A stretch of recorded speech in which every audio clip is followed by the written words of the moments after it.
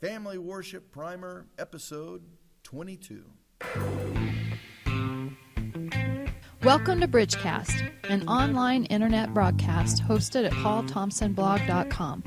In today's broadcast, Paul may give reviews of books he's been reading, interview friends, explore church history, or consider current events, all with the hope to keep the lamp of Scripture on the narrow path. Listen in as Paul considers today's topics.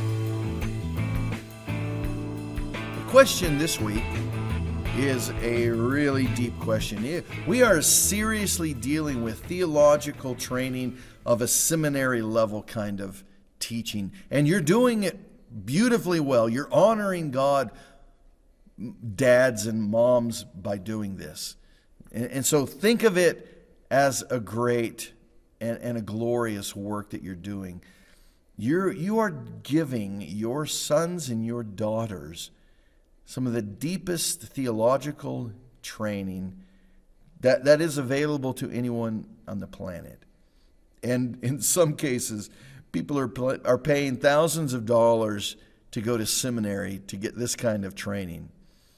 And when they come out of it, they may or may not be able to answer this. So we're teaching bedrock foundation, theology 101, seminary level kind of teaching.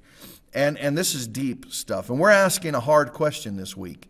In Family Worship Primer, episode 22 here, we're asking the question, what is your soul?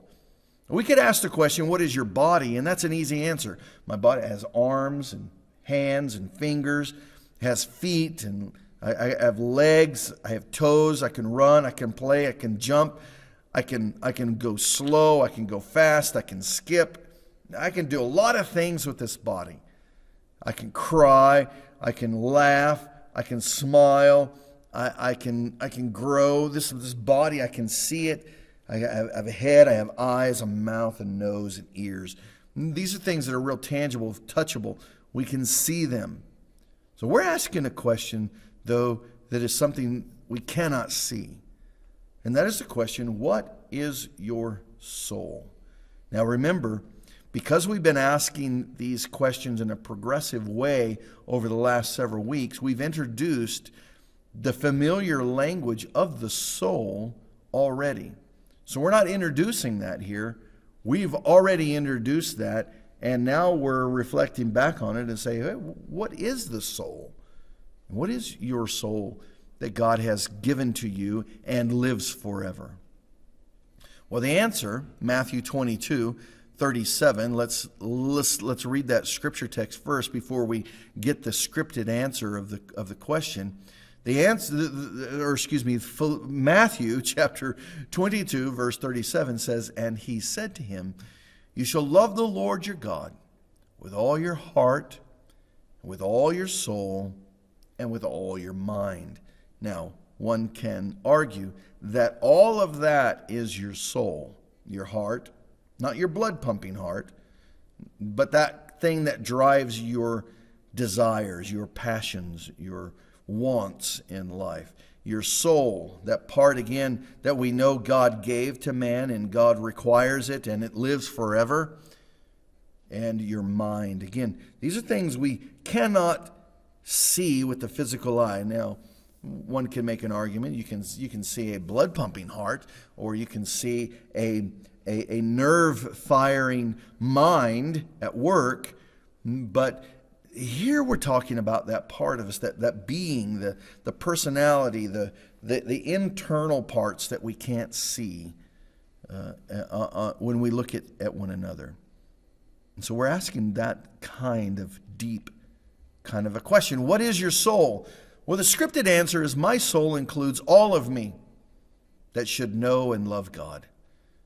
How that question, or that statement in Matthew 22, verse 37, you shall love the Lord your God, which is a quote out of Deuteronomy. You shall love the Lord your God with all your heart, with all your soul, and with all your mind. It shows us that man has an understanding. He knows he has a soul.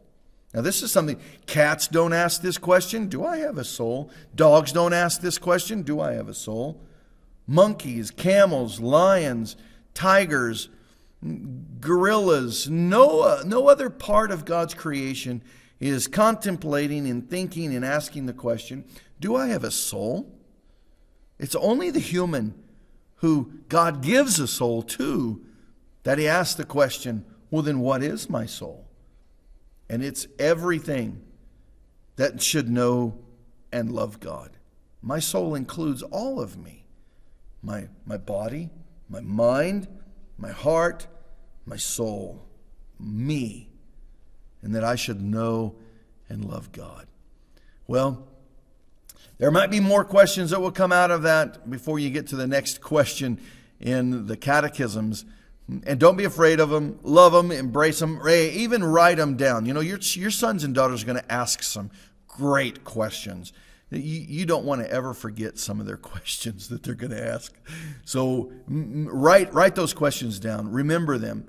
And then if it's a question that you want to go and get a biblical answer for, then go and search it out and help them think how good it is that they're asking questions that aren't given to them. So what is your soul? Question 22. My soul includes all of me that should know and love God. May the Lord bless you.